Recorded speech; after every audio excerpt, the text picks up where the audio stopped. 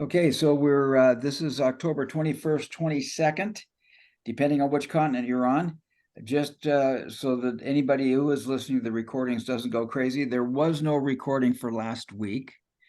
So because of just events the way it happened, and we didn't have a call last week. So if you're listening to the recordings, you'll naturally miss a week. Don't let that fret you. So the 10, 15, 16 did not occur. But we're going to go ahead and start tonight. And maybe some other people will join us. But if not, we have a strong, hearty core. Anne, how are you feeling? And what do you want to get out of tonight?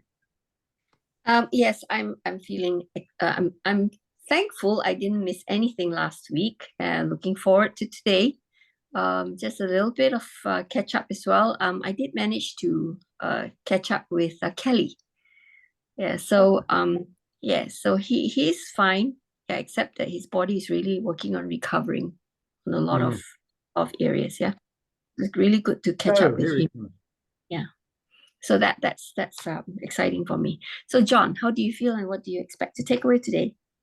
Hi, Joe. Hi, Joe. I'm feeling great because it's a beautiful day here in Perth, and we do live in one of the most fortunate places in the world. Just had a walk in the park, which is always a beautiful thing. The park's about 130 years old, and there are trees that were planted 130 years ago, and magnificent, huge trees. It's lovely to walk amongst them.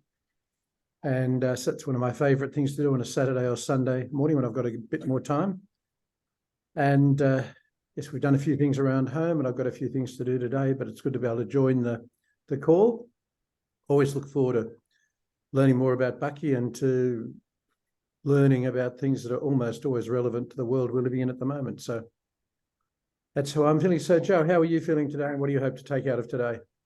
I'm feeling pretty good. I'm a little bit run down. I got a lot going on, and yeah,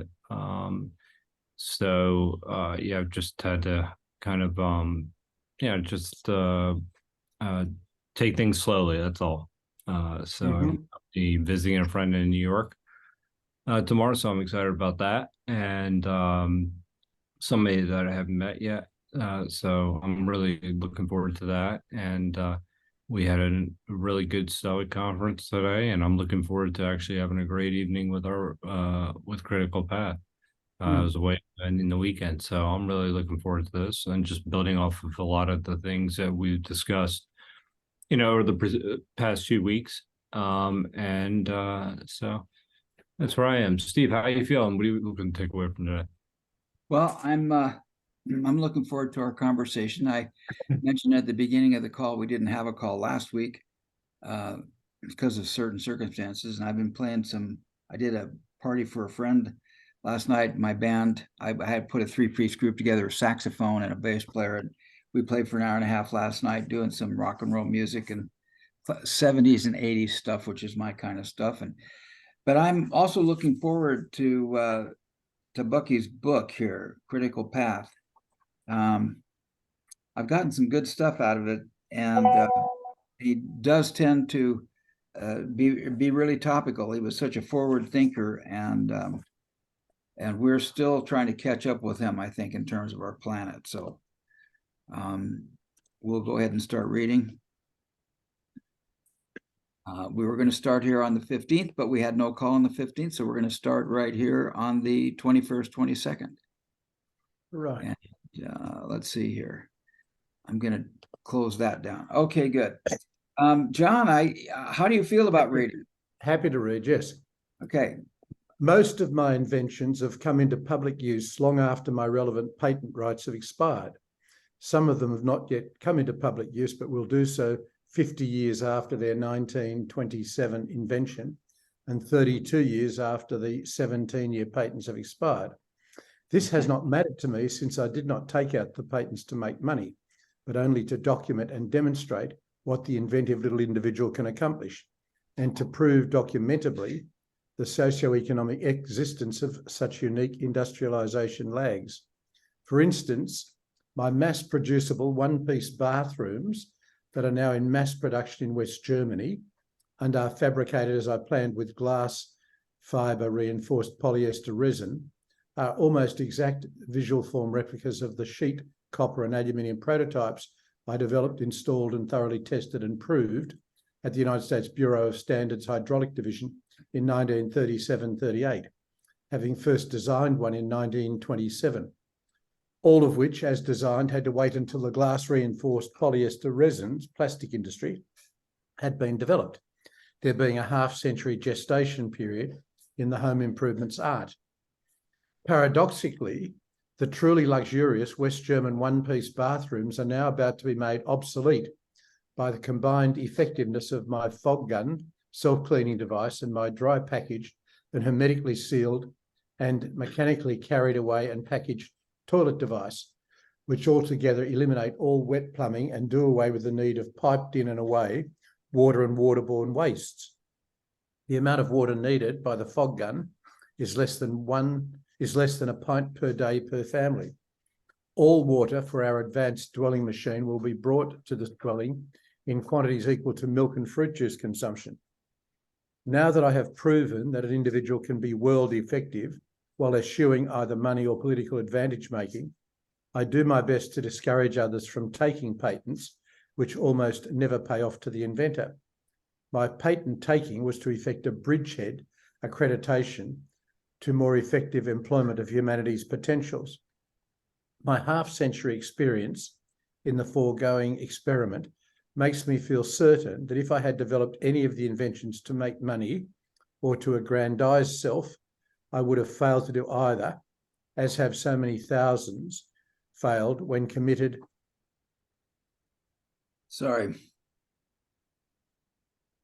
Primarily to self-advantaging. I frequently hear from only two self-committed individuals who lament with pathetic self-conviction that others are trying to steal their inventions, wherefore they don't dare to disclose to anyone, while perversely yearning to profit by what to them is invention. Very often unknown to them, prior disclosures of the same invention idea exist.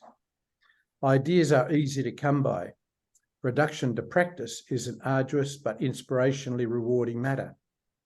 I have discovered that one of the important characteristics of most economic trends is that they are too slow in their motion to be visible to humans. We cannot see the motion of the stars, the atoms, a whirling aeroplane propeller, the growth of a tree, or the hour or minute hand of a clock. In the latter case, we can see only the movement of the second hand. Humans do not get out of the way of that which they cannot see moving. As with the electromagnetic spectrum, most of the frequencies and motions of the universe are ultra or infra to man's sensorial tunability. With a half-century of experience in prognosticating, based on the rates of change of my ephemeralization and acceleration curves, I am firmly convinced that I can see clearly a number of coming events, and I am therefore vitally eager that people should not be hurt by the coming of these events, particularly when I can see ways in which it would be possible not only for them to avoid hurt, but even to prosper by and enjoy what now seems to me to be inevitable. Shall we pause just for a second? Yes, please. He's covered quite a bit of ground here. Anything? He certainly has. Yeah. Anything jump out to you? Yes, please. I'm not sure about the situation in Singapore, Anne, or in the US, Steve and Joe, but in Australia, one of the biggest problems we have at the moment is housing. There is just not enough housing stock to accommodate people. So we've got a crazy situation now where with COVID, governments tried to stimulate the economy by offering grants to people who built new houses, especially young couples, by making money available cheaply to borrow to build housing.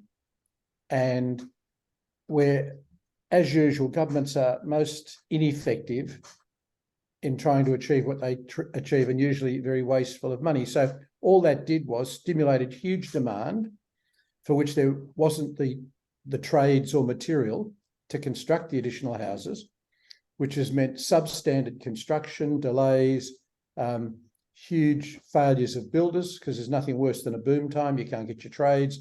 Materials keep going up every month in cost. And now the problem's even worse. We've got people living in cars, or people unable to afford to rent because rents have gone up. And we've got young couples who let's say, housing in Australia, I think is quite expensive. I mean, housing in Singapore is even worse, unless you're HDB, or you're in Malaysia though, aren't you, Anne? Mm.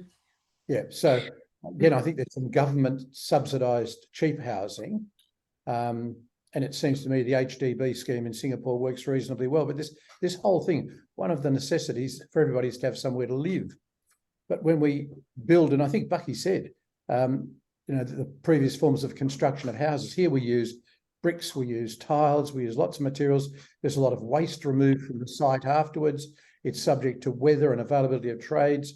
He said we should be building houses in factories. Now, in the last 15 years, Di and I have built 2 houses, transportable houses, built in a factory, delivered on site.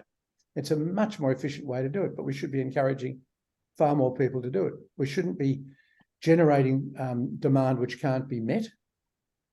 So the cost of trades and materials is just escalated. And what's adding to the problem here now is that we're having a lot more migration into Australia than we anticipated, because it's a good place to live. Certainly if you're coming from anywhere like the Ukraine or Israel or lots of other places around the world, Australia is paradise. Mm-hmm. But if they've got money, it pushes up the price of housing. If they haven't, it's a struggle to find housing. We brought an English lawyer and his family out a few months ago from England to work with us. And we were trying to find a rental. He was trying to find a rental. He was going online in England. He'd find a place. We'd go and look at it. And 3 weeks before he left London to come to Australia, we still didn't have a house for him and his family to live in. Mm. He found 2. My wife and I went and looked at them on a Friday afternoon. Perhaps the fact we both turned up, and I said, I'm a lawyer with my own firm and this fellow's coming to work for us. But he got offered both houses, but the rent is very expensive, particularly by proportion with his income. But we did find 2 houses that would accommodate a family of 7. He has 5 children. But it's going to be an ongoing issue in Australia for years. Now, Bucky was talking about things like, a prefabricated bathroom. We need some work done by trades in the house we're living in at the moment. We just can't get them. It takes forever. So Bucky foresaw all this 60 years ago, and yet still we don't have governments and the builders, the Master Builders Association saying we need to build more transportable homes, we need to build more prefabricated homes, we need to build more houses that require less material and less labour and can be built in a more effective manner. Although we have got here now, my Rotary Club is one of the Rotary Clubs supporting a project. We've got a female architect in Western Australia who's designed a very affordable prefabricated house for homeless people. The 1-bedroom, lovely little house is built on government land with a long-term peppercorn lease. So we find land the government's not going to use for 30, 40, 50 years. We enter into a nominal lease for them. These houses are delivered in a kit. They can be constructed in 24 hours. The average cost is about $100,000. And we've got a home for one homeless person. Our first priority is to get women in their 50s off the streets, women who are homeless and on the streets, into one of these homes. But we should be building lots more of them. So I think of Bucky foreseeing all this and how little we've done to make it real in 60 years. Yeah. Is it a problem in the States or in Asia? Yes. Yeah. Affordability of housing. Yeah, and I'll talk about, Joe and I can talk about the States, Manu can talk about Africa. What's going on in Indonesia? Okay, I mean, Malaysia.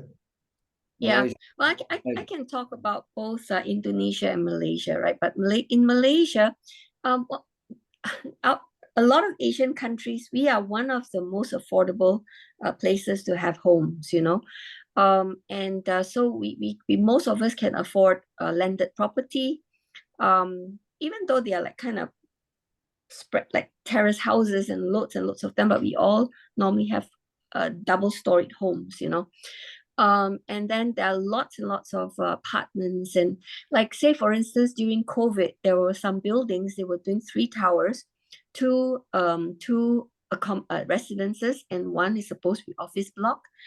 They've turned the 3rd one into residential block as well, because through COVID a lot of people realize that they don't really need to be at the office. They've really cut that down a lot, right? Some companies have reduced their offices down by half the size. Yeah. So, but in Malaysia, it's relatively cheap to live in this country, and we all can afford cars, more than one car for most homes, unlike Singapore. Mm. Indonesia, well, the middle class has really increased a lot. So they're able to build homes. But it's a very odd place where you can have really nice housing, and right beside it, you can have those where they just kind of patch up a building. And you can have buildings that look like it's half built. And you can still add on or patch on more to it. But generally, also people do have their own homes. Many have land in order to they can plant their own food.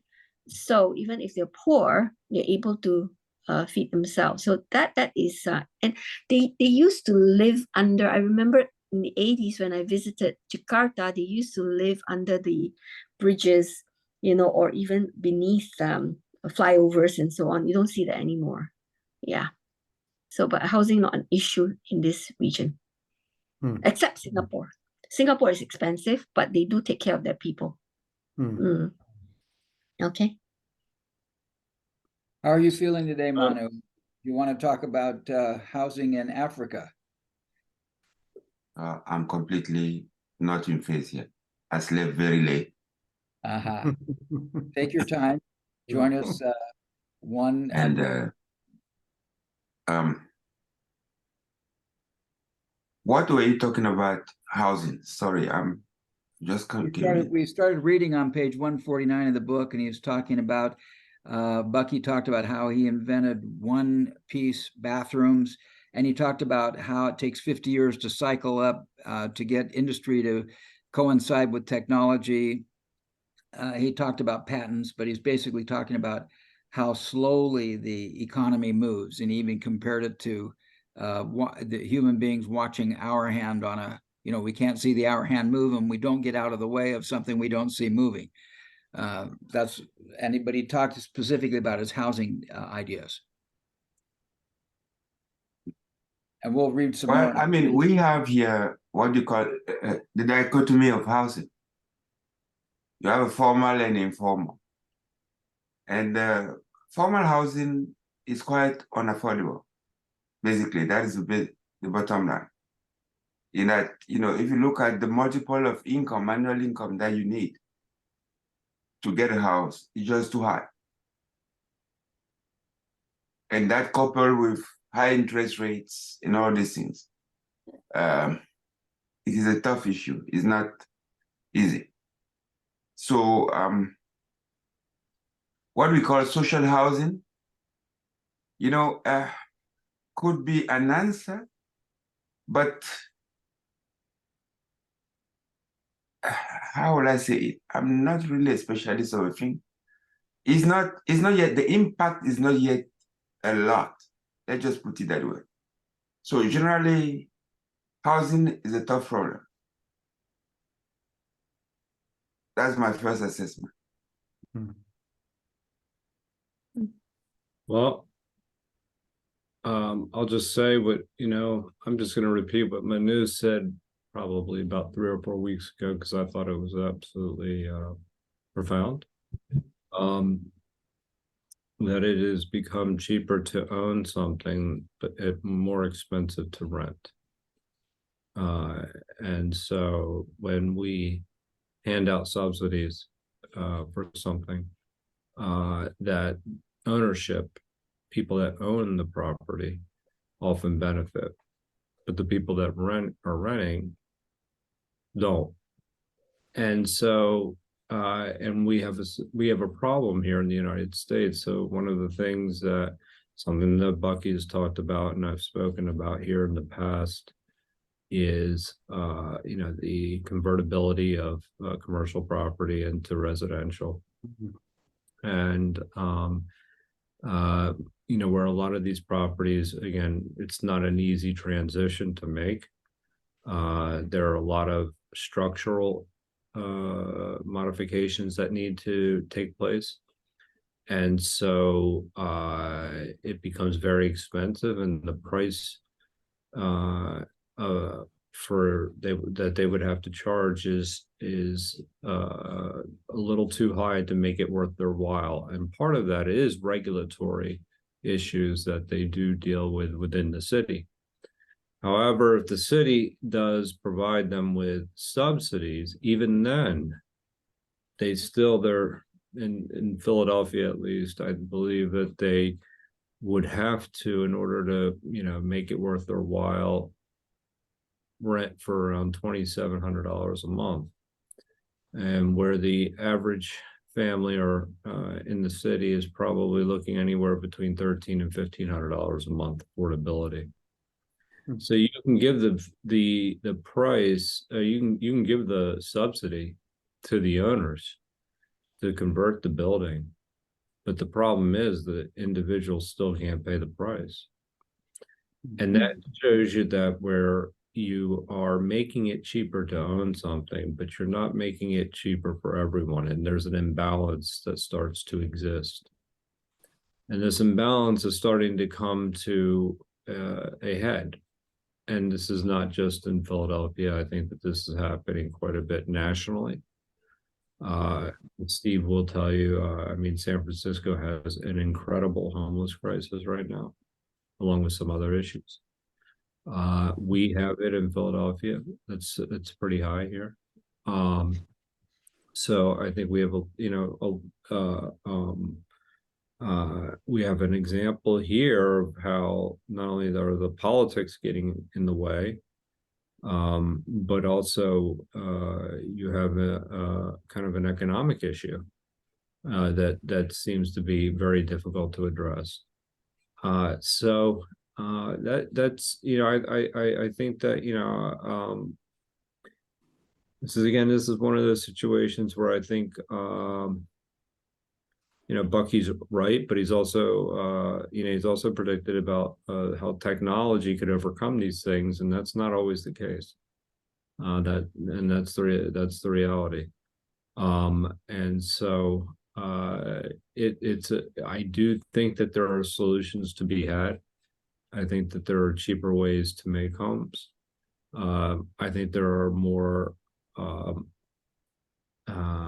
environmental friendly approaches that can be taken. And I think those types of subsidies that incentivize good behavior have a benefit for everyone. But even then, without having studied very closely the numbers, it's really it's hard to tell, how much more affordable we'll make it as far as a price point for people to be able to sustain and make a living, sustain themselves, and actually afford even more efficient homes.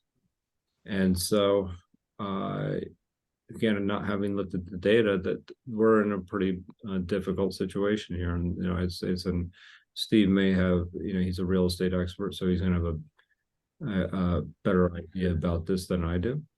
But I'll just add one last thing. That Manu said he slept in very late. That would have been about 5:15 in his time. So if that's very late, then I would say that is very early for me at any point in my life. So there was rugby yesterday. We're playing England semi-final. Well, then it's even more understandable for one time in probably what? Yeah. So 4 years. John doesn't want to celebrate because we come into them in New Zealand in the final. So well, you took 15 minutes in 4 years. I'd say that's dedication. Oh. So, Well, I will. I'll put out a couple of things. One, I think that the Australian housing situation that you described, John, the U.S. is very much the same in every regard.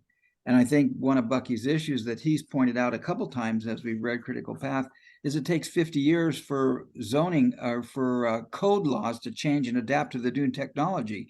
And so it creates a latency in application of technology at best. We're moving into 3D printers. And now we're moving into second generation. The 3D printers haven't even hit the market. We're moving into second generation 3D printers. The first 3D printers, you have to have a printer bigger than the thing you're building. But these new printers, they can build things that are bigger than them. And so they're little robot printers that go around and build these houses. And we haven't developed that technology yet, but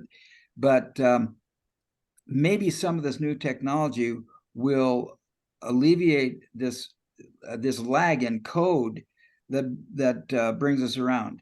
I want to say, Anne, that I moved from where I live down in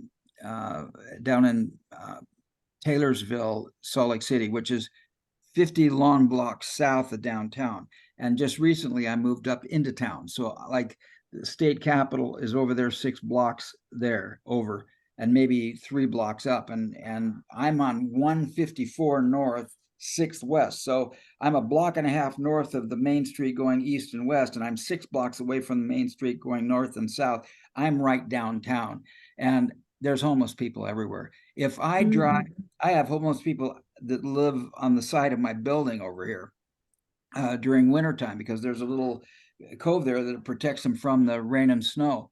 And I feel almost guilty telling you this, but if I come to I have this policy that if somebody's on the street and they want money, I give them money. When I come in through town, it'll cost me $20 to come to my house. So I've learned to come in from the north, so I don't have to give away money to come into my house. I will say that the U.S. has other issues. COVID has been bad for everybody. The lag in building codes, and we were trying in the 80s to get multiple use property loans, and the federal government would not insure a mixed use property. Now they're everywhere, but that took 50 years to get there. And now we need tiny home laws. But if we build these tiny homes with standard plumbing, we swamp the plumbing system. So I just heard a program on NPR, National Public Radio, in the USA, where 3 mayors from 3 cities, Mississippi, St. Louis, Missouri, and Maryland or something like that. So they were all kind of in the southeast, but all 3 of those mayors, their main thing was homeless people, and doing what they can to build tiny homes and to get people off the street. And let me tell you something else that's happened in America. This started in 2008 with the last bank crash. And when Glass-Steagall, of course, went away under Reagan, started deregulation, the Frank Dobbs Act was supposed to bring back Steagall. It did not. The Frank Dobbs Act was written by Wall Street. And that law allows banks to buy commodities. As a result, BlackRock, Vanguard, and State Street had started buying residential properties in 2008. They now own 30% of the residential real estate in America, and they can pay any price for it. They'll pay a 5-year from now price for it, and then they'll hold on to it and rent it for more money than they're putting such a demand. They're driving rent prices up, and they will outbid anybody when they're buying properties. It's absolutely crazy what's going on in America. And with the middle class being devastated the way it's been, the rich are getting richer. The people with the jobs have money, but everybody else, it's tough. There are people with 3 jobs who cannot afford rent in America. We're in a social crisis. And so all the things that Bucky talks about in terms of, he talks about his patents and how he filed them to kind of like register the idea. And like he says, well, these ideas are finally being used 27 years after my patent expired. So my patent does me no good. It tells everybody what I made, at least it documents that I made it, but it doesn't serve humanity. It doesn't serve me. So we're still in that kind of economic chaos, Yep. Crazy. So, and it's just unbelievable. I mean, BlackRock and Vanguard and State Street own 30% of residential real estate in America. And it's hard to know because they use these corporate shells, corporation owned by a corporation owned by a corporation, and it's hard to track back. But and I used to train investors, and we were getting outbid by banks everywhere we went. Banks and property everywhere we went, and they're supposed to be this shadow inventory. It's crazy. So there we go. Any other comments or questions on that? I see your do we want to take a look at that, John? What did you post there in your? Have a quick look if you like, because that's the link to the one I was telling you about. It was a joint effort between Rotary, the local council, but say they built 18 houses for homeless women on government land on a long-term peppercorn rent. And the thing is, because the houses are prefabricated, at the end of the lease, they can be moved if necessary. And they cost about $100,000 Australian, which is what, about 60,000 US, to build a one-bedroom, and that's to furnish it, to set it up so somebody can walk in off the street. They've got everything they need. Got a nice bedroom, a kitchen, a dining room. Okay, there we go. Now all I got to do is find. Am I sharing? You guys Yeah. see it? Okay, good. That's the link I think you sent me. It says started screen sharing, but I can't see anything. I mean, I opened the link myself, but There's a bunch of people standing in front of a Coleman. No, we're Yeah. not seeing Steve. Your Steve is blank. yeah, you're Okay, well, I'll So try. we'll just have a look at the link individually. But I mean your that's screen. an example. Not your Steve. I understood that there was a lot of very inexpensive housing in the US. You know, some clients of mine, I think just after the GFC, went in and started up buying houses in the US as an investment. And they were paying something like $30,000, $40,000 a house and getting a 20% return on investment. If they're buying houses for $20,000 and $40,000, they're in the slums in the inner cities in America. Or the And- southern states, they were buying them. Ideally, I know they bought some near a major employment source. So they were looking for areas where the people could rent them and have employment. Mm. So and they were buying, I think there were A, B, C category houses. I think it was $30,000, $40,000 they were paying for a house. But so I thought there must be actually a lot of quite inexpensive housing in the US, but as you say, maybe it's only in the poor areas. I know it's not that way in New York. Yeah. No, the average home in America was $250,000 4 years ago. It's $450,000 today. And just because of the demand and the low, historically for the last 60 years, construction has not kept up with demand anyway. Population growth has exceeded construction. Because they haven't adapted. They haven't applied what Bucky said. Exactly right. Exactly right. So it's crazy. I'll find my share button and we'll get back to reading. Yes. And hopefully, there we go. I think we left off with man's sensorial tunability, right? Yes, that sounds right. Right. Oh, maybe we went down. Well, you can start with a half a century of experience prognosticating. I think we did read that too. It's not on screen though. It's still saying Steve has started screen sharing. Wow. Because my screen is loading. That is so strange. Hmm. would you like me to share? Yeah, do you have I can send you this real quickly. Got it. That's all right. Or you can open up your, and I think the string to search for in your ebook is half-century of experience.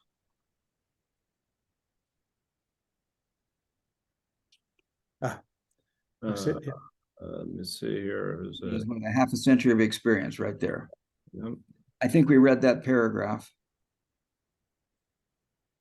And we can go to the next page. No, this. That I see. Can you see? Is it? Yeah, we can see it. Okay. Yeah, I can see it. Yep. All right. Whoa. Sorry about that. There you go. Much that I see to be inevitable. Yeah. Much that I see to be inevitable is unthinkingly opposed by various factions of society. Reflex conditioned society, facing exclusively toward its past, backs up into its future, often bumping its rump painfully, but uncomprehendingly against the potential wealth coffers of its future years vastly multiplying capability to favourably control its own ecological evolution, and the latter's freedom multiplying devices.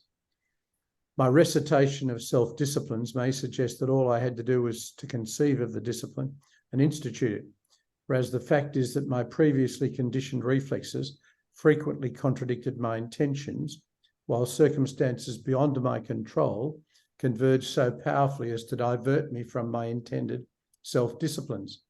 It has taken constant disciplining and redisciplining to get myself under control to a productively effective degree. Throughout the first half of my last 52 years of severe reorientation of my life pattern, in which I determined to give up forever the idea of earning a living for my family and self while depending entirely on ecological procession to provide the critically needed material, tools, and monies to carry on the work, my friends and family and my wife's family and friends would say that I was being stubbornly treacherous to my wife and daughter in not attempting to earn a living.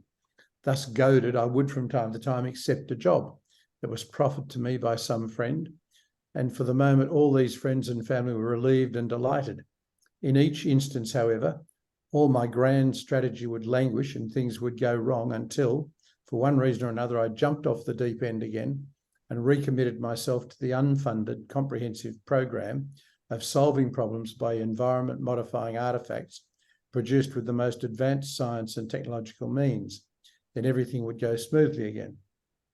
By and large, I seem to have made more mistakes than any others of whom I know, but have learned thereby to make ever swifter acknowledgement of the errors and thereafter immediately set about to deal more effectively with the truths disclosed by the acknowledgement of erroneous assumptions. I don't want a reader of this chronicle to think that I'm anything other than what I am, an average, healthy human being with all the attendant weaknesses and vulnerabilities.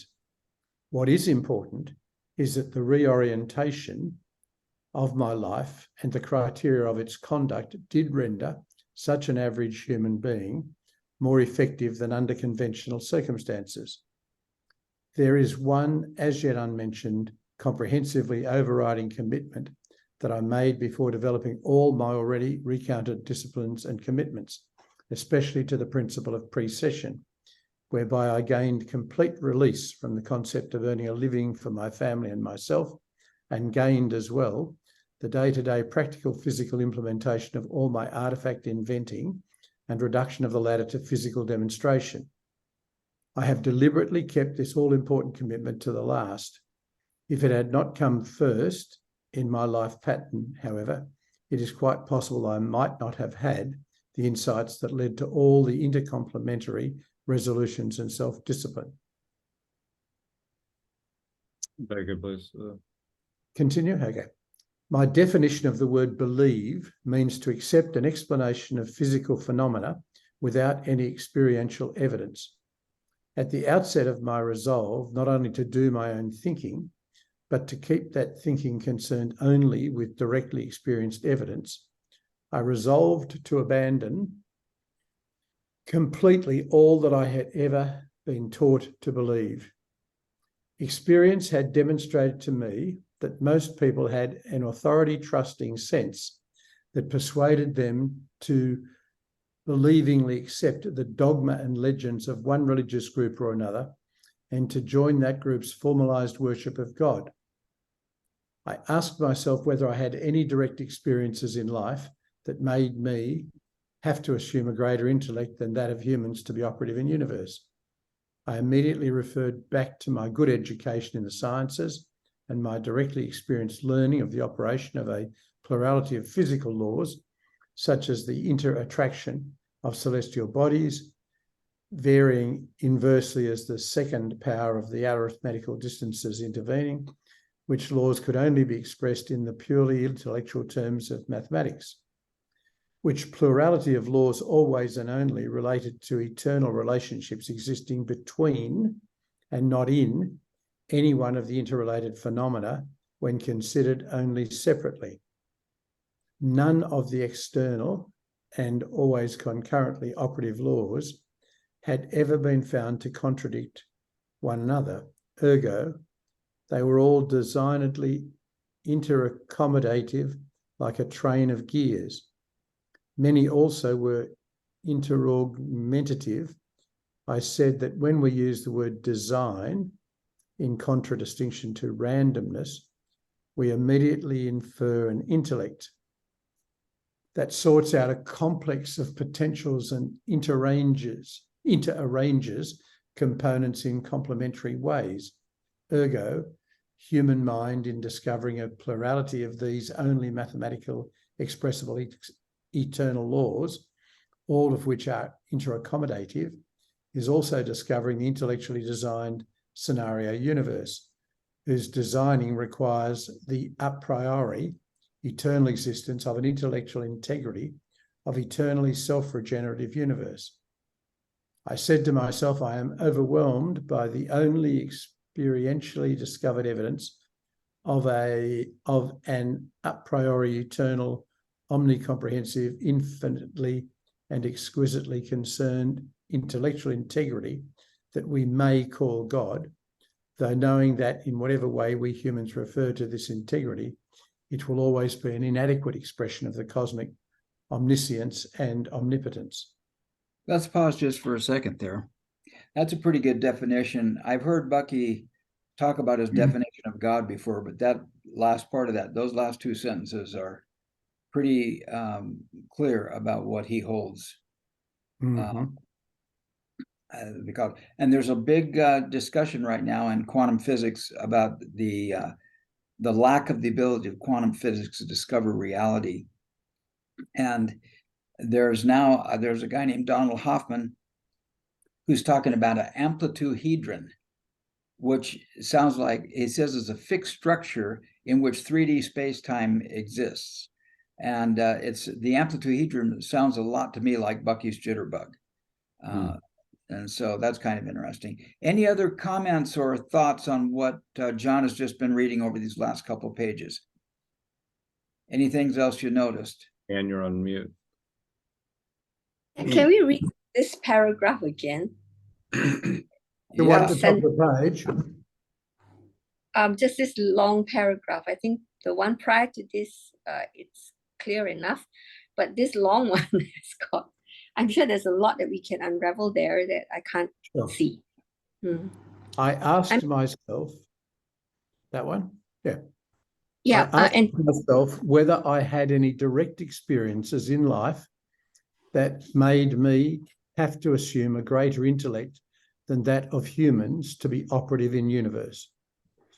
I immediately referred back to my good education in the sciences and my directly experienced learning of the operation of a plurality of physical laws, such as the inter-attraction of celestial bodies, varying inversely as the second power of the arithmetical distance is intervening, which laws could only be expressed in the purely intellectual terms of mathematics, which plurality of laws always and only related to eternal relationships existing between and not in any one of the interrelated phenomena when considered only separately. Okay, let's pause just there for a second there. He's referring back there to his interrelationships of the tetrahedron. If you remember cosmography, where he shows the dots and he shows the lines going between the dots. And what he's saying is that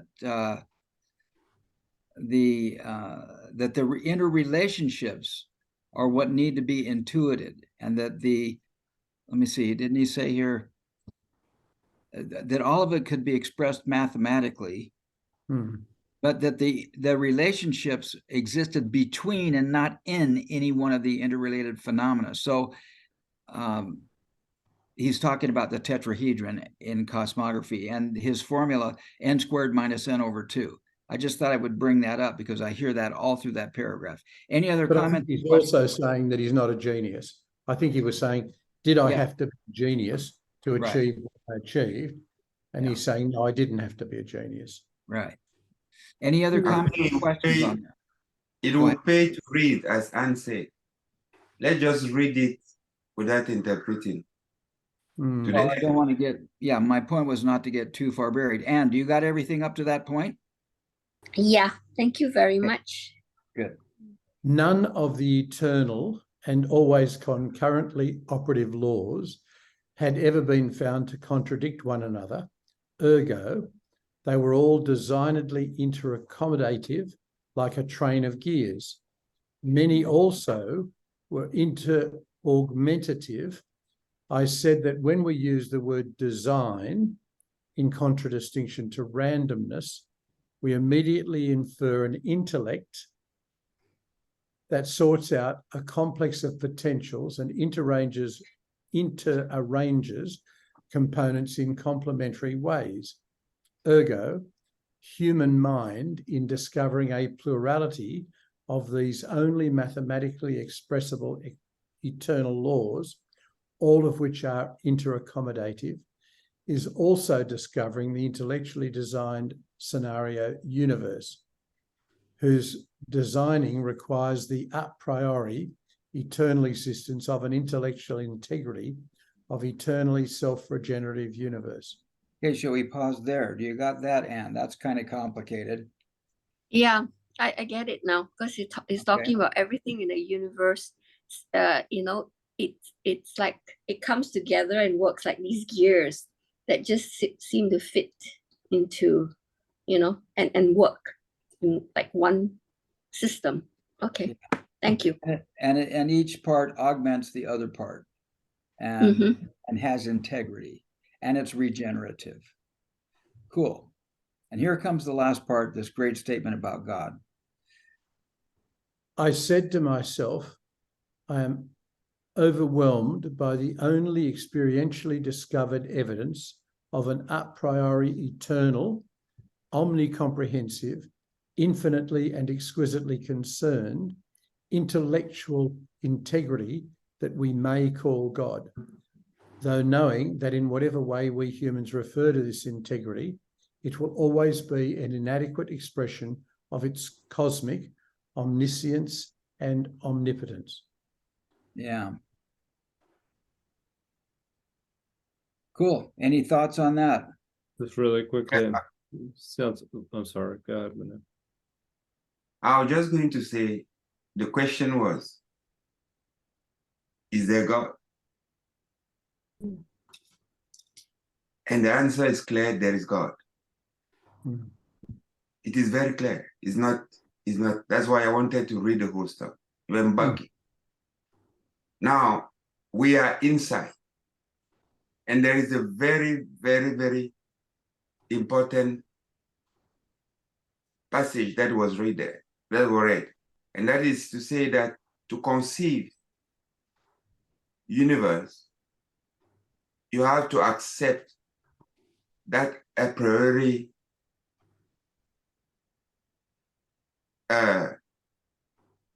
in eternally regenerative thing that covers the whole stuff. You see that? It says it is also discovering it says, ergo, human mind is discovering a plurality of these only mathematically expressible eternal laws, all of which are interaccommodative. Is also discovering the intellectually designed scenario universe, whose designing requires the a priori eternal existence of an intellectual integrity of eternally self-regenerative universe. We don't invent universe, right? We experience universe, but we experience something that you have to accept exists. Is a priori to us, to our experience. Does that make sense? Yeah. I love the part where no matter what I want to call it, yeah, my description is going to be inadequate. An inadequate expression of cosmic omniscience and omnipotence. Yeah. Because the question also was, is there a cosmic hierarchy? Because you talk about God, you're talking about, is there any hierarchy in cosmography? Yes, here there is. Everything that we can discover is within the eternal laws that interpermeate everything in within, and that covers everything.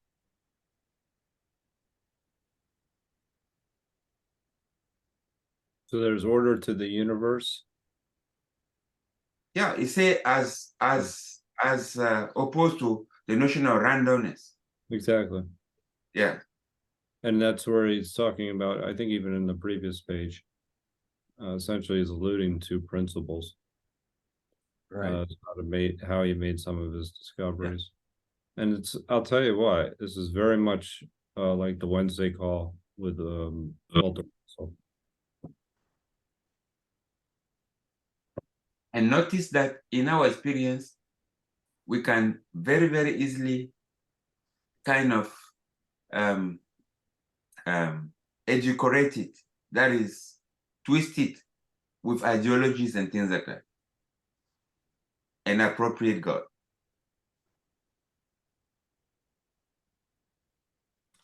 Is it? Well, I don't want to go too far off, but I don't think it's possible to go too far off, Joe. Go ahead. I was, I only caught. I was really disappointed because I only caught the end of one of these lectures that my good friend was giving today at a Stoic conference, and actually, I thought of it immediately when Bucky was saying, that things that were going on outside of his control a few pages back. But he talked about this idea there, you have this idea that there's this God outside of nature that's creating nature, but then you have this God that's inside nature, that it is nature. So that, and that's where there's beauty. But either way, you can kind of come to the conclusion that there's something bigger than yourself. And understanding that is, I think, an important part of actually finding out where, people are more closer to being alike than they think, for whatever that's worth. Cool. Any other comments or questions? Yep, just thank you. Yep, it's clear. Cool. Clear enough. Clear enough. Exactly right. Well said, Anne. Okay, John, you want to continue? Yes. At the time, I resolved to do only my own experientially based thinking. In 1927, the Russian Revolution, then 10 years old, was beginning to cope with its survival problems by including industrialization as well as farming. In 1928, they brought into operation their 5-year plans of successively most important tasks to be accomplished. Realizing from the outset that in order to organize the complete preoccupation of all their over 100 million people with the Communist Party's specific planning, it would be disastrous to their efforts to tolerate the continuing presence of any other mystically higher authority than that of the Communist Party, such, for instance, as any of the great organized religions. Probably in pure expediency, the Communist Party said that science, which is utterly pragmatic, proved that there is no God. Ergo, Russia, committed to omniscientific technology, was also thenceforth committed to atheism. Many intellectuals around the world accepted this party line doctrine. In 1930, Einstein, Mr. Science himself, published his Cosmic Religious Sense, the non-anthropomorphic concept of God. I'll read that again. The non-anthropomorphic concept of God.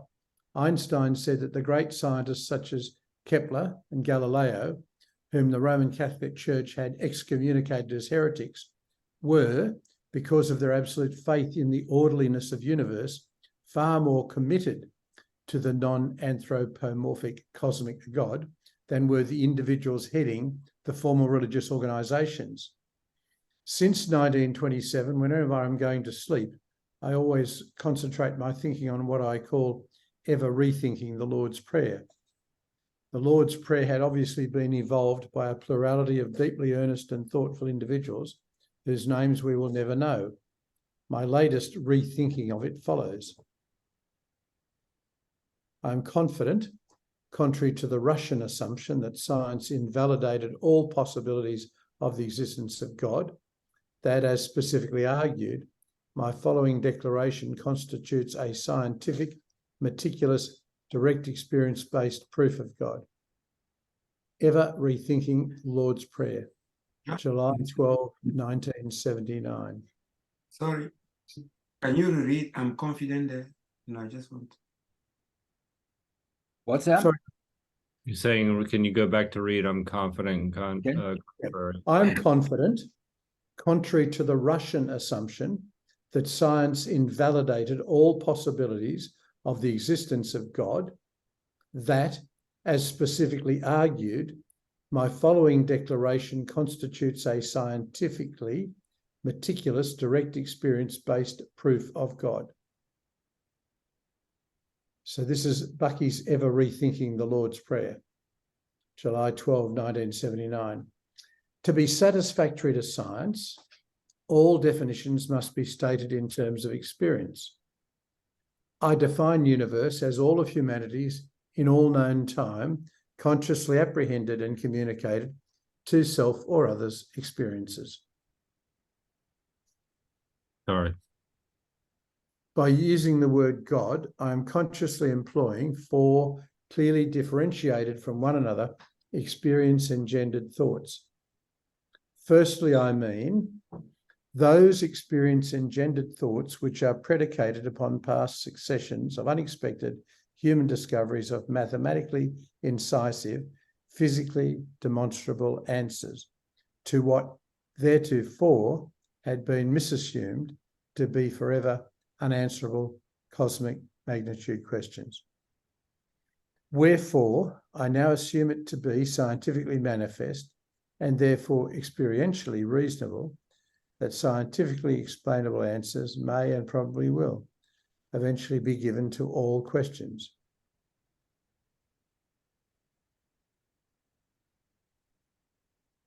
As engendered in all human thoughts by the sum total of all human experiences, wherefore my first meaning for God is all the experientially explained or explainable answers to all questions of all time. Secondly, I mean the individual's memory of many surprising moments of dawning comprehensions of an interrelated significance to be existent amongst a number of what had previously seemed to be entirely uninterrelated experiences, all of which remembered experiences engender the reasonable assumption of the possible existence of a total comprehension of the integrated significance, the meaning of all experiences. Thirdly, I mean the only intellectually discoverable, a priori, intellectual integrity, indisputably manifest as the only mathematically unstatable family of generalized principles, cosmic laws, thus far discovered and codified, and ever physically redemonstrable by scientists, to be not only unfailingly operative, but to be in eternal interaccommodative governance of the complex of everyday naked eye experiences, as well as the multi-millions-fold greater range of only instrumentally explored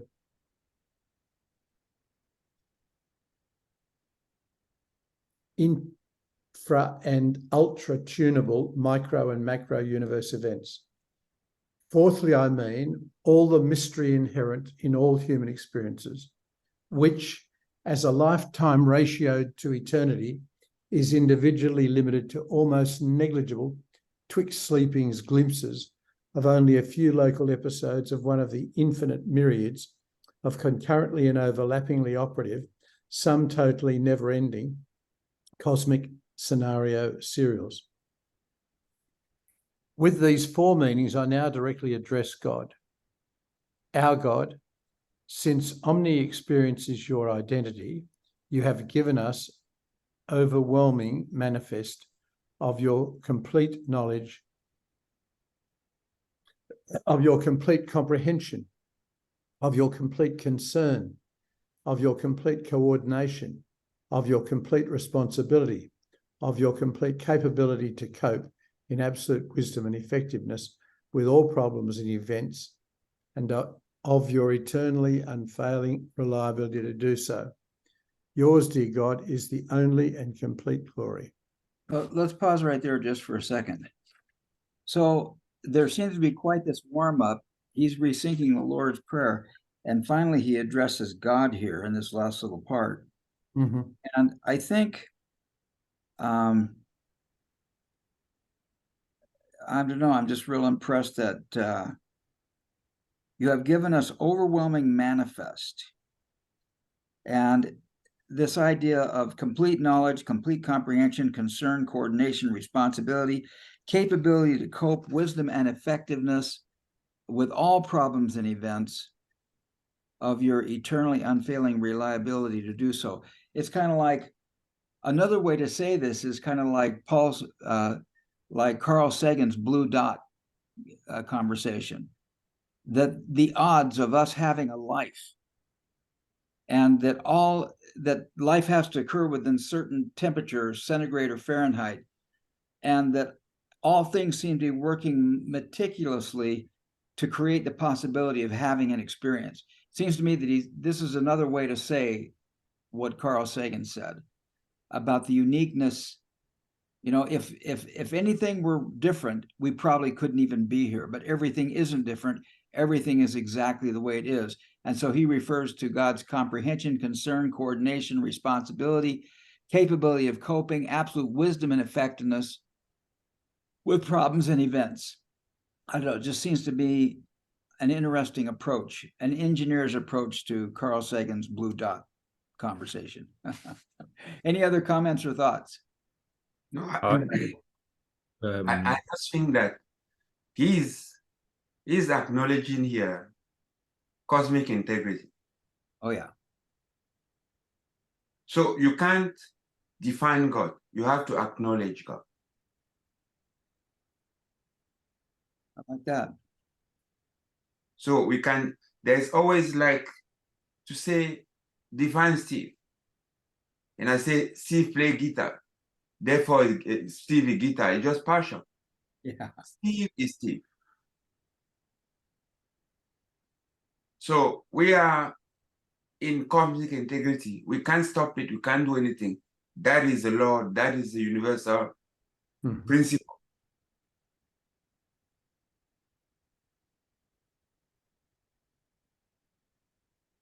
something that kept. I'm sorry, Manu. You done? Not true. Yeah. Something that kept coming up for me is just thinking, and if I had to, in one line, capture something that one of Bucky's ideas that are essential in understanding this is that understanding that how he sees the world as the universe as finite is that's a very important part of understanding all of these lines and how that cosmic integrity exists and how all the problems are solvable. That's part of it. The universe not being infinite.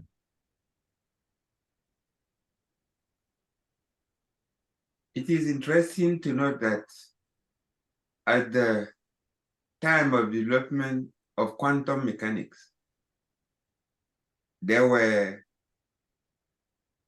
thought that was enough. Right. That gave explanation of everything that we could, but we're realizing that it doesn't. Just part of. Right? Right. Yeah. Yeah.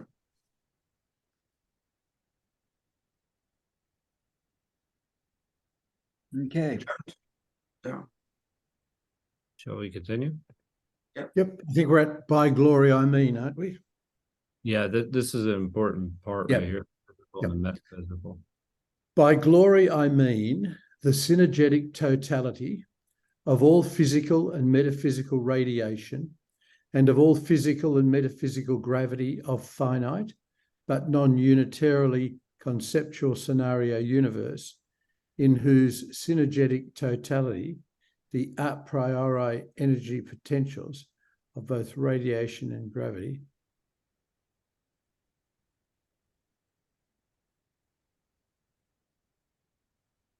I think are initially equal. I think that's where it is. Yeah. Are initially called by I can take, why don't we, can I have a shot at reading if it's okay?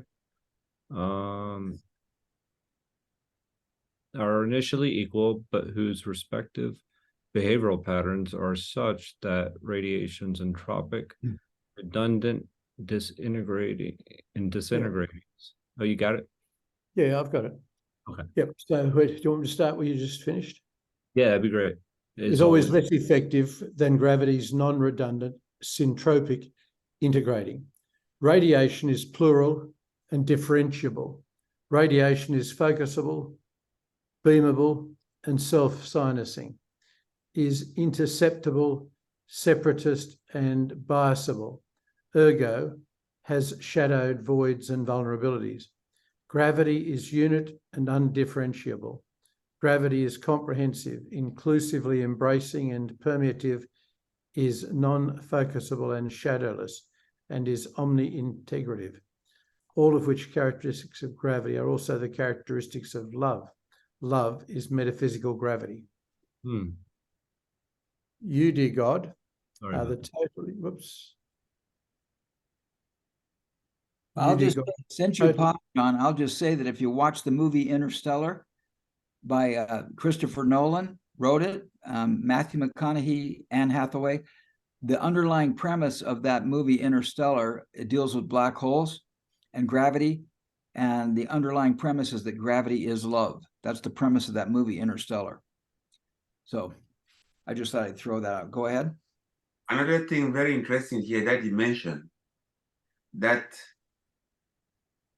sometimes confuse people. You talk about physical and metaphysical radiation and physical and metaphysical gravitation. Did you notice that? Yeah. Okay.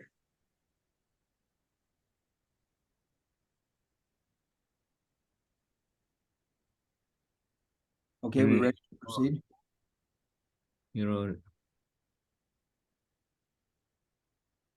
I think it's you, dear God. Yeah. Okay. You, dear God, are the totally loving intellect, ever designing and ever daring to test, and thereby irrefutably proving to the uncompromising satisfaction of your own comprehensive and incisive knowledge of the absolute truth that your generalized principles adequately accommodate any and all special case developments, involvements, and side effects, wherefore your absolutely courageous, omni-rigorous, and ruthless self-testing alone can and does absolutely guarantee total conservation of the integrity of eternally regenerative universe. Your eternally regenerative scenario universe is the minimum complex of totally intercomplementary, totally intertransforming, non-simultaneous, differently frequenced, and differently enduring feedback closures of a finite but non-unitarily, non-simultaneously conceptual plan in which naught is created and naught is lost, and all occurs in optimum efficiency. Total accountability and total feedback constitute the minimum and only perpetual motion system. Universe is the one and only eternally regenerative system.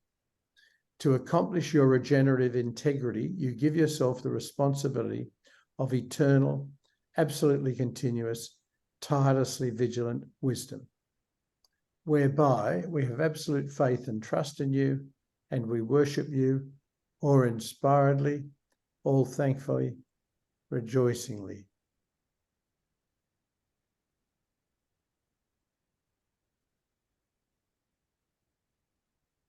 And he ends with amen. Yeah, I think it's a good place to, well, Lovingly, amen. My mind's struggling at the moment. I got you. it's hard to take in. Yeah, and that's kind of the end of First four parts. Sorry, go ahead, Steve. Sorry about that. Go ahead. You don't. Please finish what you were going to say. That was it. That was it.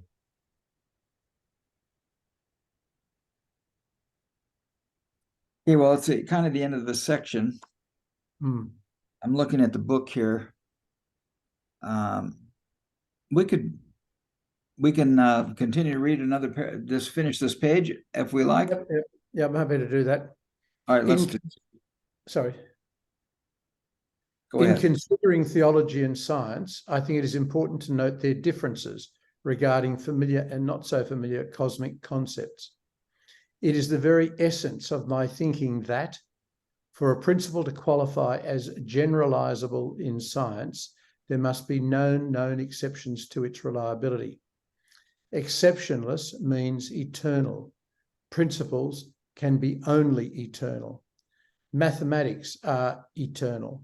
Principles are mathematically demonstrable as manifest, for instance, in synergy. Principles are truly independent of any additional special case time size aspects of their manifestation. There are principles governing co-varying rates of relative size time interrelationships.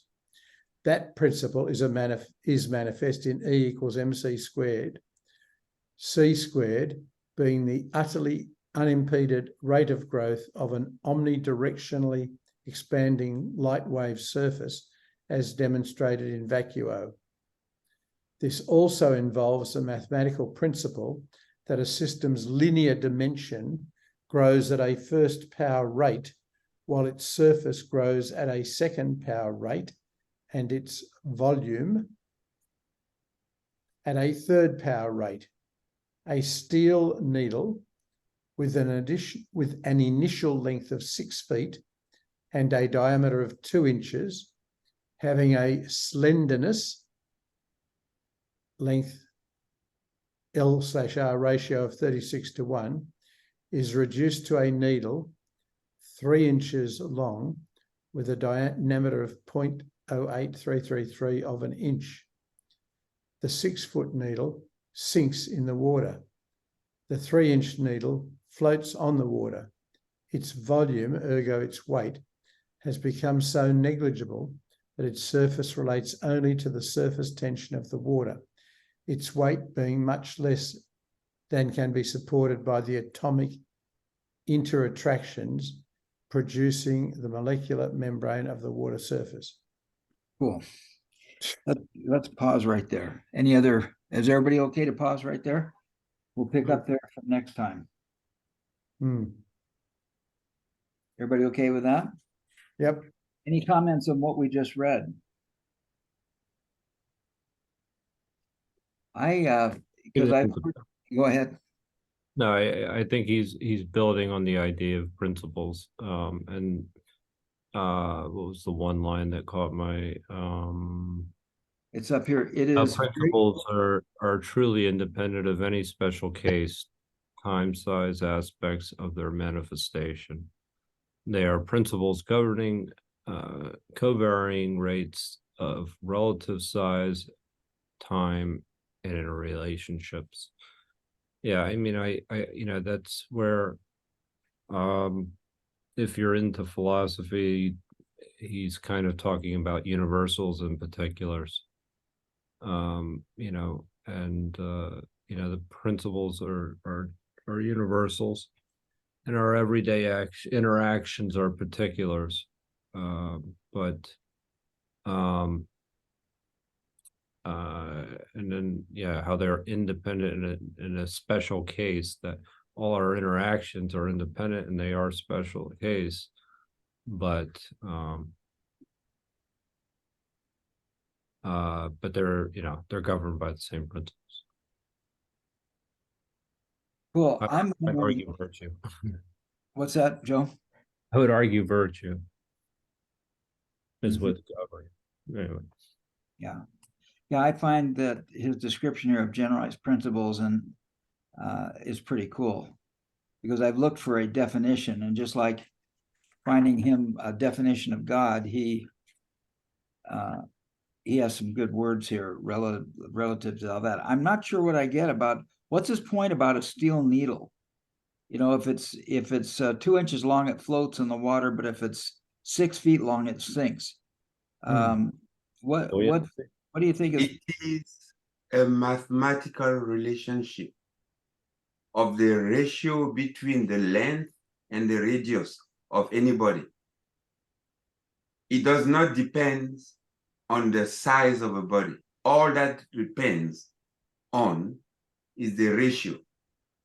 And he's saying that if you take a very long stuff with a sizable diameter, but the thing is 36 inch long, and the diameter is only 1 inch, the ratio of 1/36 is enough for that thing to sink. Whereas a small needle, but with a favorable ratio, will float, because that ratio is in such a way that it is less than the tension, the molecular tension that form a membrane that can keep it afloat. So it is talking about the primacy of the mathematical relationship over the physical kind of experience that we see. I remember something similar to that when discussing about, because remember the movie Them? I think the movie Them was about in the 50s when I was a kid. I saw the movie Them. It was about these giant ants or something. Ants. Yes, yes, Yeah. giant ants. Giant ants, and Scary as anything. it was really scary. But I remember my science teacher saying that ants that big couldn't walk. That when you scale them that big, they don't work. It's just like a needle floats on water, but if you make it big, it sinks. And I heard the same conversation about giant ants right there. So that just goes to show you. Any other comments or questions before we close? Okay, cool. But the other comment is this one. Okay. In formulating, remember we are inside and try to formulate to understand the whole. So we pursue veritas. So for that we make theories, right? We expound a theory, and it takes just one invalidation, one case, to bring everything down, to make it be completely reconsidered, right? We were talking about the theories of quanta. It took just maybe one experience where it does not fit, that doesn't fit, that exists, but does not fit that theory, for the theory to be reconsidered completely, isn't it? To be considered now a particular case, not the general case that we were thinking about. Right.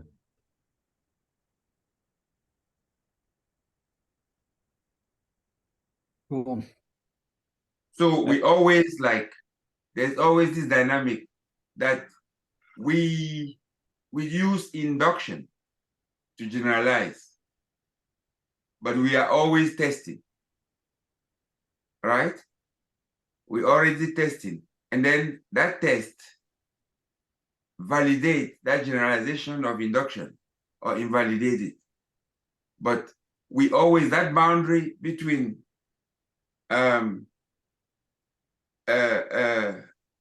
universe and the unknown is always changing. And that's why Bucky, in his hierarchy, if you look at cosmic hierarchy, and that is counterintuitive to us, you have nature, unknown, universe. Because universe is not static. Right. He say, and it describe universe somewhere here as the strict minimum case, the minimum case of manifestation of the eternally regenerative scenario. No. I'm not contradicting myself now.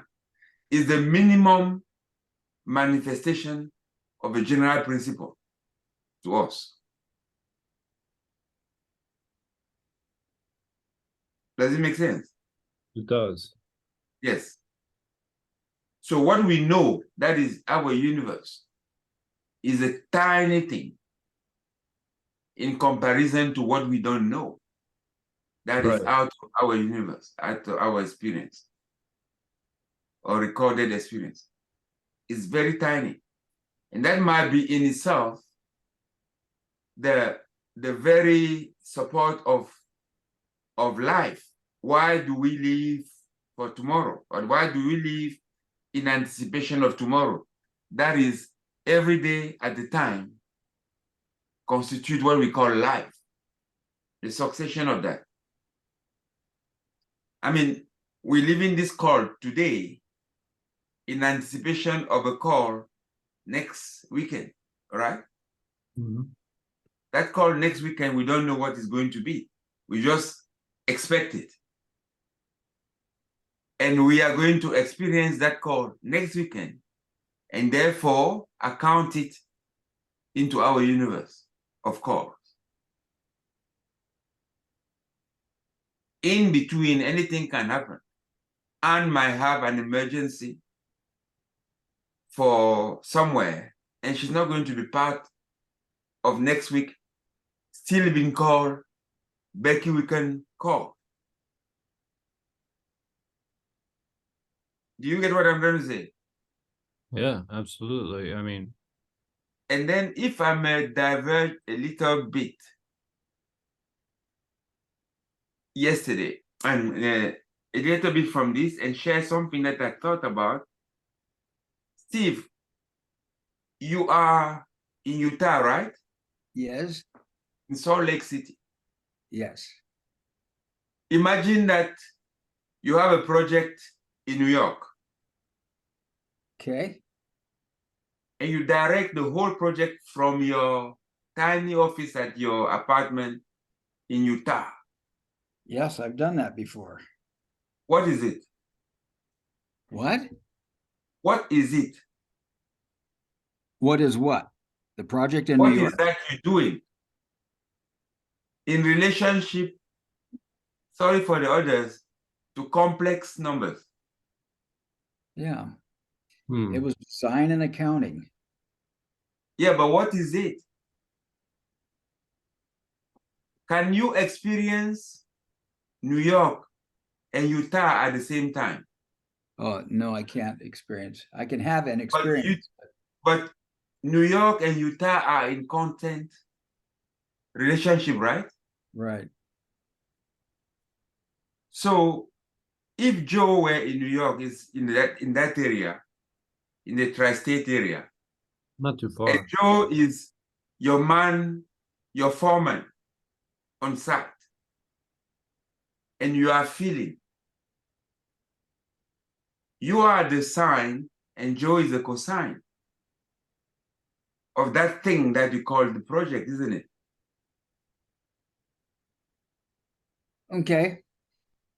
The two of you are always in relationship, but yet that is phasal, and you're always at 190 degrees. Because if I'm at Joe's side, I will always experience you, Steve, when after you've done something, after you've done it. I'm not experiencing you instantaneously. To me, that was some kind of way of explaining what you call a complex number to a real life experience and things that have been done. It doesn't seem convincing, but I'll just throw it Oh, on it's the very well done, actually. No, I mean, I've been thinking about the interconnectedness of things, right? Ever since we were talking about how there are things overlapping, I kept on thinking of nodes and how there are leaky corners that actually relate to one another. And so that was the way I was actually analogizing it, as a kind of a network or a graph of how everyone's connected to one another. Everything is connected, but they're all experiencing them, having a special case experience. Well, but if you wanted to represent it on a plane, you have Steve action here, and you have Joe's action here. Right. And the two are going to combine to make the real thing that we see. Say you are building apartment blocks, and Steve is tearing that from Utah. Nobody ever sees Steve at the site of apartment blocks. They just see Joe, and the experience is Joe all the time. He's the foreman. He's the one dealing with all the contractors and things like that. Steve is somewhere hidden, right? But still is still very much steering and playing with Joe for this to happen. So Steve action in relationship to Joe is always like at 90 degrees. But the real thing that will manifest in what you see on site will be a combination of Steve and Joe. And that's what we're doing here. I've never seen Steve. I've never seen John. I've never seen Anne. I've never seen Joe. I've seen your pictures. Until the day that we sit in the same room and then we're doing a weekend call. That would be nice. Does it make sense? Yeah, you're blowing my mind. For those, for John and Anne, sorry, this was something actually that I will share on Wednesday, on the call on Wednesday. We've been talking very much about what Steve talked about, complex numbers. But it is important, and say for you, you're talking to your students. You're studying complex numbers. What are they? How do they translate in the way you think, in your geometry of thought? I think it could be quite interesting, for you.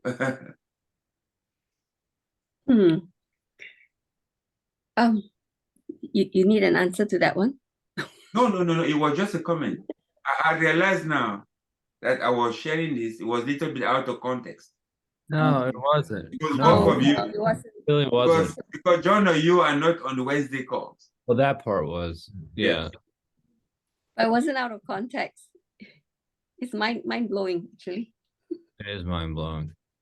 Yeah. I was thinking about was Wednesday's call, actually. Cool. Well, we're approaching the 0 hour. So, Joe, how are you feeling, and what do you have any takeaways you're taking away for tonight? I have a lot of takeaways. There is just I don't know how to order them. Well, really quickly, I am going to make a connection to Wednesday's call. One of the lines in the book that we're reading, Walter Russell's book, where he talks about dual light waves emerging from static light, and I'd brought this up before. And understanding the complexity of those light waves allow us to comprehend the causes and laws governing the universe. all, and that seemed in my notes, what I had is that it was very similar to Unity's plural minimum of 2. It's the understanding the relationship between the static light and the dual light waves. And so that's something that came to mind. That actually, no, I just went off topic. For me, I mean, there's quite a few things I really appreciated where we started with some of those problems that we're faced with in society today. But I also like how we spent the past 40 minutes really kind of going over Bucky's theory of God. And I truly do believe virtue is actually the principles that can hold us together no matter what our belief systems are. And then I haven't been writing, somebody else has been writing a little bit. I've just been kind of participating and just talking about the importance of love in general. And I think at this particular moment in time, it's especially important. And so that's where I'm going to leave it. I mean, I have a lot of other takeaways here that I've written down. Some of the things about reorientation and external laws, but anyway, in the cosmic hierarchy, but I don't need to talk about those. That's my takeaway. Love.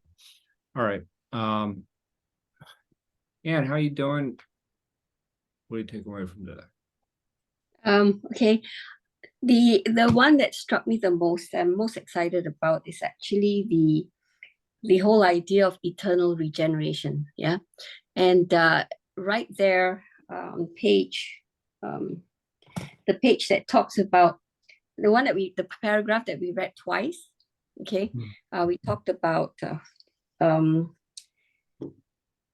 all physical laws are interrelated, is inter-accommodative, inter-augmentative, right?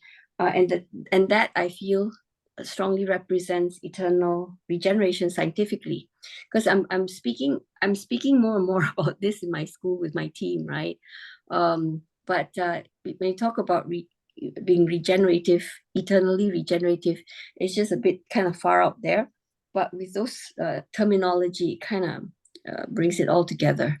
Very, very, it's physical, and it becomes solid, rather than kind of woo-woo out there for a lot of people. Okay. So I like that a lot because I can use that. The other one is the one that really struck me was the one he talked about how a society is back-facing, and then bumping into the future. Because whenever we do talks with parents, and I do, I go out there and talk to people, one of the things we bring up, I have a slide, but to back the slide is, there's this lady, I was at a Cambridge conference in 2013, I remember it because it's so distinct. The keynote speaker actually spoke about, she spoke about how the minute a textbook is printed, the information is obsolete. So she was talking about education in relation to the children and heading into the future. But I've always been talking to parents, and I use that a lot to kind of help parents understand that when any book that's been printed, we're using literally information of the past, and kids are studying today. So it doesn't make sense that we're using information of the past to teach children today for their future. I cannot make any sense of it. you know? So if you're talking about getting kids ready for the future, nobody can test that. Nobody knows what it even looks like, right? The future, and what the education to support that looks like. So if you're looking at the exams, then literally any of the children's answers should be given marks. Because if I were to ask questions like, what do you think telecommunication is going to look like 10 years from now, 15 years from now, any answer they give, it'll be based on how they support it and what they put in there. And, but beyond that, you may not even have the science to support it. It's exactly what, this Bucky talks about in today's session, right? He talks about the fact that he created something. You have to wait for the science to catch up before it can be created. Yeah. And yet, education is one of the biggest back-facing industries ever. And it's bumping into the future, which is abundant. You're talking about the potential of generating a lot of whatever we generate. And yet the kids are not having access to that because we are backward facing. So that one really stood out for me. So let me think about how to make it clear to the parents, because it's something we need to deal with. Okay. And somebody, I remember one of you, I'm not sure if it's Steve or John, who mentioned that, because I've been attending the Landmark Forum. I did the advanced one, the forum advanced, and now I'm going through the self-expression, which is actually about taking on the projects that you want, the causes and the projects, and to be able to say in such a way you engage the people that you speak to, right?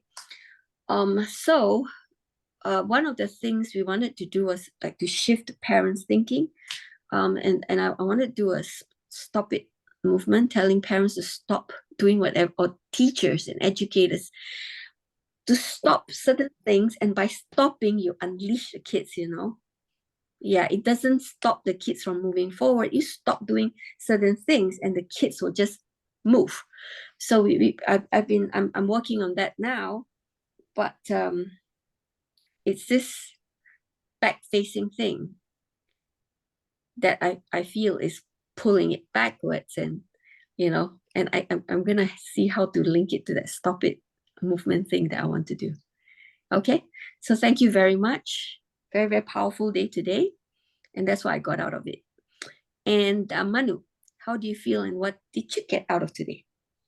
Yes, I first feel apologetic for being late.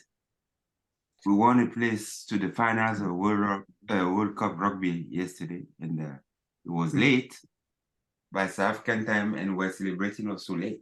So we are waiting in New Zealand next Saturday. Yeah. Now, I'm grateful that you guys, did start very intensely before I joined. Training was already, accelerating and at a high pace. What I take away is many, many things. The first thing that I take away is the importance of self-discipline, is that it is amazing that Bucky recited this thing every night of his life. He says, it was the self-discipline that he carried in order to recommit himself to the search of veritas. Now, other thing that I take away is that, it seems to me that cosmic integrity kind of defined quite well to me what God is. And then there was something that I haven't kind of noticed before. He talked about the metaphysical and physical of radiation. And also talk about the metaphysical and physical of gravity, the tetrahedron.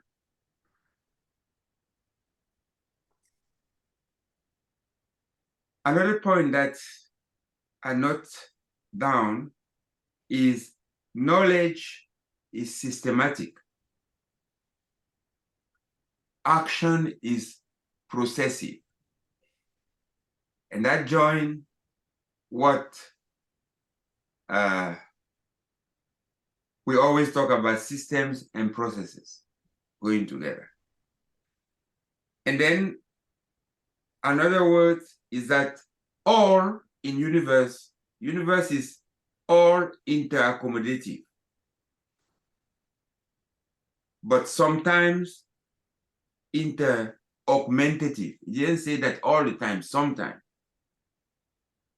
And discoveries as actually glimpses of experience of general principle, glimpses. It's like Moses, governed to, like seeing the promised land, just has a glimpse of it. And that is, those are discoveries. And then what came again to me very, very vividly today is the minuteness of universe in comparison to the unknown.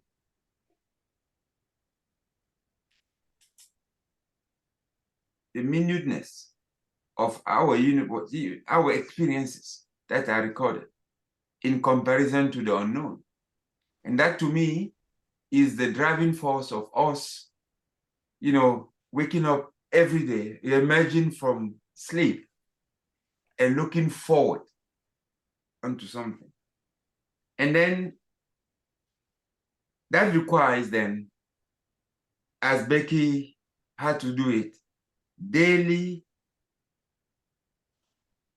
recommitment to serve, of self to the pursuit of veritas. It has to be daily. We have to recommit ourselves. That's why we get into this encouraging ourselves. All of these things that we do should be in support of our pursuit of veritas. And it's just so easy to be kind of off rail by the necessities of everyday's life or distraction. We need that recommitment. And I'm happy that we here, for most, we recommit ourselves every week to meet, to discuss, to exchange in love. That's my biggest takeaway. Steve, how do you feel and what do you take away? John, have you shared? How do you feel what you took away? Thanks, Manu. My head has been hurting. A lot of things. I admire Bucky in so many ways, and he tried so hard to manifest ways in which we could improve our standard of living and better provide for those around us. And as he said, focus on living-re rather than killing-re. And that's particularly appropriate at the moment. And I think about housing, which is a major issue here in Australia at the moment. There's a lot of publicity about a lot of time and energy being spent trying to solve the problem. And it's frustrating to think that if you just took some of Bucky's principles and applied them, you'd be much more likely to achieve what you want rather than bureaucracy. And again, Bucky, looking back, trying to repeat what's happened in the past rather than turning around and facing the future. And something like the My Home, using unused government land to take away that expensive land, constructing something that's prefabricated so it's efficient to manufacture, that can be put up in 24 hours, one of those houses, and if necessary, dismantle in 30 years' time and move to a different site.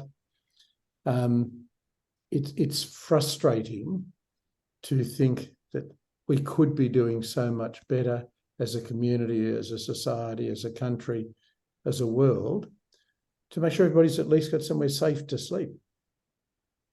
And then embracing changes in technology and changes in the way we grow things, changes in agriculture, changes in dealing with waste and management. And again, and that you made a comment somewhere in there, I think about teaching children and we don't know what to teach them, but there are important things to teach them. The important things to teach them are resilience and enthusiasm, and not to be afraid of failure. And it's not perfection, it's discovery. That's the model. And so there are the foundations for learning, the foundations for lifelong learning.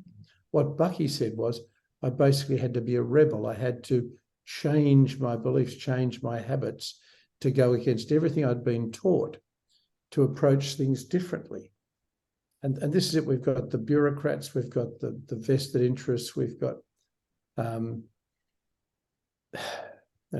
real problems that we could solve that we're not achieving solutions to because of our failure to apply the sorts of things that Bucky teaches us. And so that's a constant frustration and increasing frustration because the problems are bigger and more important. And we're achieving less with more rather than the other way around. We should be achieving more with less, which is ephemeralization, but we're in fact often wasting more and achieving less because of our past beliefs and experiences and bureaucracy and whatever else. And it's nice, again, to be reminded that the universe proves that God does exist and there is no question about it. And I think a lot of people have lost their faith because of what they've seen demonstrated. So, and the formal religions, I mean, we look at what's happening in the Middle East. It's one faith against another faith. But those faiths are not a demonstration of God. They're a demonstration of vested interests. And man, we think about countries like Afghanistan or some of the terrible things that are happening around the world, allegedly in the name of a God, one God, my God, the one that I represent. So there is never a greater need for Bucky's work than now. And I think, look, the fact that we are here, the fact that we do review it, the fact that we do share ideas, even if we can't see how it's helping, you know, we don't really need to. We just need to stay in motion. We need to be in motion to generate pre-session. So I'm glad I was able to make it this week. I'm glad to be here and part of it with you all. And thank you all for your contribution. So Steve, how do you feel and what do you take out of today? Well, I'll tell you, I was blown away by Bucky's Lord's Prayer. When I was a kid, I was impressed with the Lord's Prayer in Matthew. And my grandmother, when I was 9 years old, decided it was time for me to learn the Lord's Prayer. And so every night she'd kneel with me by my bed and she helped me memorize the Lord's Prayer. And it was always a little bit confusing. And in fact, tonight, while we've been talking, I looked up Matthew and kind of went through that. Bucky's idea of rethinking the Lord's Prayer was quite topological. It's like if I asked Manu to tell me the Lord's Prayer, he wouldn't give me Matthew chapter 5. He'd give me the 3 pages here in critical path. So I don't know. My brain is not quite that topological, but it was kind of nice. I love the idea of the definition of God. I'm glad we read that twice. Thank you, Anne, for asking about that. John, I'm grateful for your reading and persevering in spite of your headache or whatever it was that was going on for you. And thank you very much for your contribution. It's always good to have you here and reading that. Also, I was impressed with, he talks about generalized principles here, because I've kind of looked for definition of generalized principles, and I've never really seen any definitions. But he kind of describes generalized principles here, like they're augmentative, right? They're regenerative, and they never violate each other. A generalized principle always works in every case. So we had some good descriptive words here, and I was grateful for that. And it was kind of cool here. I have down, universe is the one and only eternally regenerative system. That's his definition of universe. That's quite profound for me too. And I love the idea that where to find a source here where Bucky equates gravity to love, which is profound because Interstellar has always been a great movie for me. And I always argue this premise that gravity is love. And here in whenever this was in the 80s, 79, whenever this was, there he is talking about love is metaphysical gravity. I just love that. So those are my takeaways for today. Anne, I love your comment about back facing. And I really love your comment about stopping. In my book, Extreme Mindfulness, I'm actually going to have a whole section on stopping is the superpower. It's something every human being can do, and it stops the chaos. And if I just stop and allow precession to happen, but I don't stop, I keep trying to do my thing instead of allowing the universe to be. Stopping is the superpower. If you can teach stopping and teach people to stop and to breathe and to observe, that's a wonderful thing. I used to do workshops kind of like Landmark. They were based on LifeSpring, which is, they kind of evolved along with Est and Werner Erhard, who is the grandfather of Landmark. But we used to do a process called the blind walk. So what I'd do is I'd have everybody in the room go kitty corner in one of the corners of the room. And then we'd have the staff line up, and then invite everybody to walk from one end of the room diagonally to the other end of the room. And the staff was going to observe. And the goal was that each person needed to walk with a subtly different mechanism. Now that's a key word, subtly different mechanism. And so people would walk, and everybody was watching everybody because they didn't want to do exactly what the other person did, right? Some people were doing somersaults, across the room. And the invitation was a subtly different mechanism. I mean, but nobody gets subtle. They don't get stopping, they don't get subtle. And so everybody go, and after about the third time back and forth, people started getting it. They said, oh, well, this is easy, because they lowered their energy. They realized all they had to do was like hold one finger up in the air as they walked. And another person would hold two fingers up in the air, because that was a subtly different mechanism, right? And so when everybody got it and they thought it was so easy, I'd say, okay, everybody now stand in that corner and turn and face the corner. Now we're doing the same process. Who knows their first? That person raised their hand, turn around. Now you walk across the room and use a subtly different mechanism. And now nobody could watch. Total chaos. Wait a minute. I can't do this if I can't watch. Oh, just watch the process. And each person would turn around one at a time and gradually do subtly. Within 3 more times around there, and everybody got it. Just be who you are, and you probably are different than anybody else. You don't have to spend all that energy to invent some new way to do something, and so this is called the blind walk, because they said, well, this isn't blind. We don't. Then all of a sudden they said, turn around and face the wall, and now you can't see what the other person's doing. And that's a really great way to start trusting my individual self to manifest in the future. Because just like you said, we're stuck looking backwards. And here I am teaching history and trying to teach my students how to act in a future. I don't even know what the future is going to be. Yeah. Yeah, 100 years ago that used to work because things didn't change that much. But now in 3 years, the world is completely different. You got to trust yourself. You got to stop being the same. Anyway, it's called the blind walk. If you're interested, I can work with you. We can do a Zoom call sometime, and you should be able to do it from what I just shared with you. But get your people to trust themselves and to trust their own individuality and to stop trying to copy everybody and do something. I love these calls. I love the fact that you guys are here sharing, and I get so much more out of reading this book because you guys are here. Thank you so much. Thank you so much. Okay, everybody, see you next week. I love seeing you guys. Oh, Steve. Yeah, Manu. You mean that you say, be who you are, Yeah. know your own personality? Is that what you Yeah. are? Yeah. Okay. All right. Good. I was noting down. Yeah. Very cool. Let me know Trust how my you DNA. figure that Yeah, out. I gotta trust my DNA. That's what I am, and I'm totally unique. Why don't I trust my DNA? Love you guys. All right, Joe. Bye-bye. Thank you. Take care. Bye. Bye-bye. And maybe Yes. if you have time, I don't know, maybe you should join Wednesday.